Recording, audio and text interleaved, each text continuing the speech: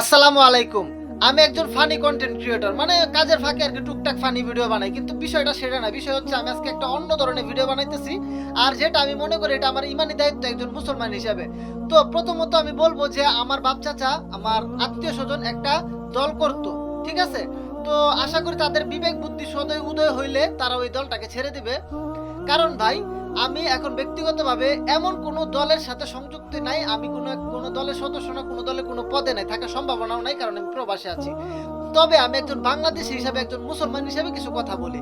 সেটা হচ্ছে, আমি সেই দলকে সাপোর্ট করব এবং আপনাদেরকে সাপোর্ট করতে বলবো যে দল আপনার ধর্ম ইসলামের পক্ষে কাজ করবে, যে দল দুর্নীতির বিপক্ষে কাজ করবে, যে দল দেশের স্বার্থে কাজ করবে, সেই দলকে আপনার ভোট দেওয়া উচিত। তো আপনি বুঝবেন কিভাবে ভাই? আপনি হচ্ছেন জেন জি, আপনি জেনারেশন জেটে বসবাস করছেন, তো সেই হিসাবে আপনার সাধারণ জ্ঞান আছে, আর আপনার বোঝা উচিত যে আপনার কোন দল ভালো এবং কে ইসলামের বিপক্ষে এবং কে পক্ষে কাজ করতেছে। ভাই, বর্তমান সোশ্যাল মিডিয়ার যুগ, সকল কিছুই দৃশ্যমান, সবকিছুই ওপেন সিক্রেট, সবকিছু দেখা যায়, সবকিছু বোঝা যায়। কিন্তু তারপরেও যদি বন্ধু, ভাই, আত্মীয় স্বজন যে আছেন, তারপরেও যদি আপনি মনে করেন যে না, আমি একটা দলের সাথে সংযুক্ত আছে, আমার বাপদাদা 14 গোষ্ঠী সেই দলটা করতো, ভাই এটা কোনো ধর্ম না। হিন্দুরাও তো তার বাপদাদা 14 গোষ্ঠী যে ধর্ম পালন করতো, সেই ধর্ম ভুইলা গিয়ে মুসলমান ধর্মে আসে যখন তাদের জ্ঞান উদয় হয়।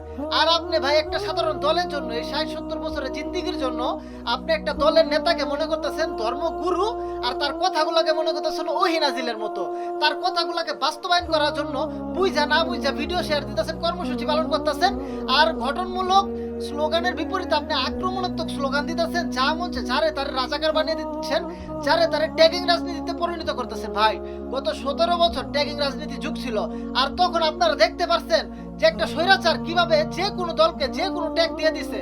তো সেই ট্যাগিং রাজনীতির, মানে সেই ট্যাগিং রাজনীতি থেকে দূরে সইরা আইসা ভাই, আজকে আপনি এই নতুন বাংলাদেশে ভাই আপনার উচিত নিজের মেধাকে কাজে লাগিয়ে নতুন ভাবে দেশটাকে পরিচালনা করা। কারণ আপনি জানেন না, দেশপ্রেম ইমানের অঙ্গ। তো দেশপ্রেম কিন্তু আপনার ইসলামের সাথে সংযুক্তি। তো আপনার ইসলামকে কটূক্তি করে এমন দলের সাথে আপনি কিভাবে থাকেন? আমি তো বুঝি না ভাই। আজকে আপনি বেঁচে আছেন, 60-70 বছর পরে আপনাকে মরতে হবে। সর্বোচ্চ আপনি 1 বছরে বাঁচলেন, আপনাকে 100 বছরে বাঁচলেন, আপনাকে মরতে হবে। সেই আসমান জমিনের মালিক সম্রাট, সেই আল্লাহর সামনে আপনাকে যেতে হবে, জবাবদিহিতা করতে হবে বন্ধু। তো তুমি তোমার দলের জন্য, তুমি তোমার সেই দলের প্রবর্তকের জন্য যা করতেছো, তুমি একবার চিন্তা করে দেখেছো যে তুমি তোমার ইসলামের জন্য কতটুকু করেছো? তুমি কি ভুলে গেছো যে যে বিশ্ববিদ্যালয়ে, যে ঢাকা বিশ্ববিদ্যালয়ে কোরআনে হাফেজদের কোরআন তেলাওয়াত পর্যন্ত করতে দেওয়া হয়নি, যেখানে রমজান মাসে ইফতারে পার্টির আয়োজন পর্যন্ত করতে দেওয়া হয়নি, সেই ঢাকা বিশ্ববিদ্যালয়ে আজ নারায়ে তাকবীর আল্লাহু আকবার ধ্বনিতে মুখরিত। তুমি কেমন মুসলমান?